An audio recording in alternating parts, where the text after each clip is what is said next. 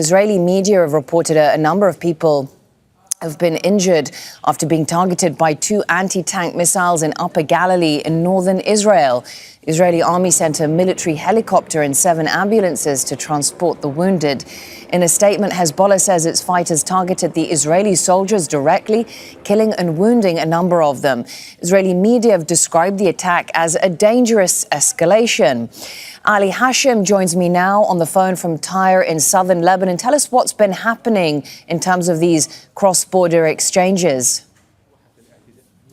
Well, over the past few hours, there's been several attacks by Hezbollah on Israeli military positions on the border. According to the statements, there were several either killed or injured. What we know now that Hezbollah has used anti-tank guided missiles in these attacks on Zeraid, Ramia, and several other areas. Also, like reports of a huge explosion in Shlomi was seen.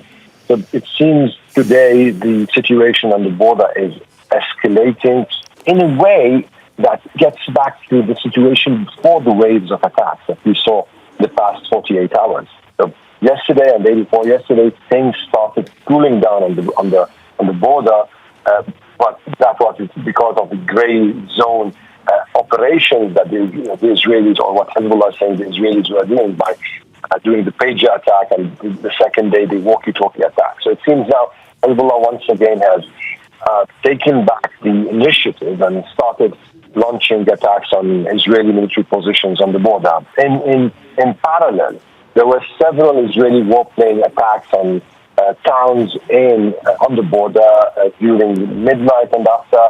And now we just heard some sonic booms over here in Tyre, and also they were reported in Beirut. And so, Ali, just to be clear about this, in terms of the geographical scope and the intensity of these cross-border attacks, you said that, is Hezbollah launching attacks on military positions that they have targeted in the past? Does it essentially go back to the situation before the device explosions in Beirut? It's not gone beyond that threshold right now?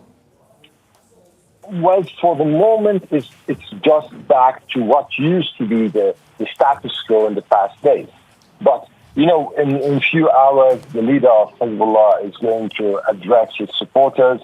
And there are a lot of anticipation and expectations that there might be a sort of escalation.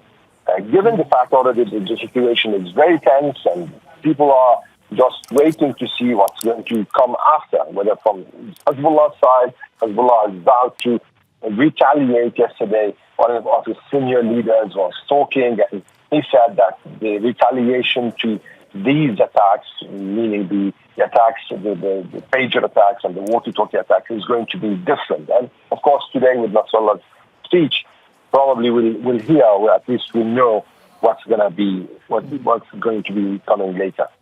From what you're saying, Ali, there is pressure on Hezbollah to produce some sort of response to what has happened. But do you also get a sense that they are conscious of not being provoked into giving the Israelis a context for something more damaging to the country?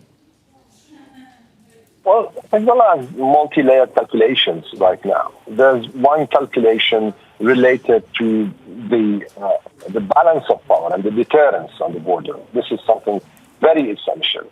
The second issue is that Hezbollah would want to know what's going on inside the organization and why these breaches happen.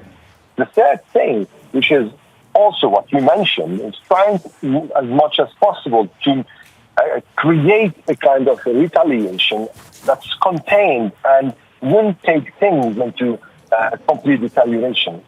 These calculations actually are very delicate and very sensitive, and everyone is really analyzing and thinking what is going to be the next step from Hezbollah. And this is what not only Lebanon is waiting to see, Israel is waiting to see, and the whole region is waiting to see. All right. Well, for now, thank you very much. Ali Hashim reporting to us from Tyre in southern Lebanon, where Hezbollah has been launching attacks on Israeli military positions at the border, but there has also been an intensification of Israeli strikes the other way. Make sure to subscribe to our channel to get the latest news from Al Jazeera.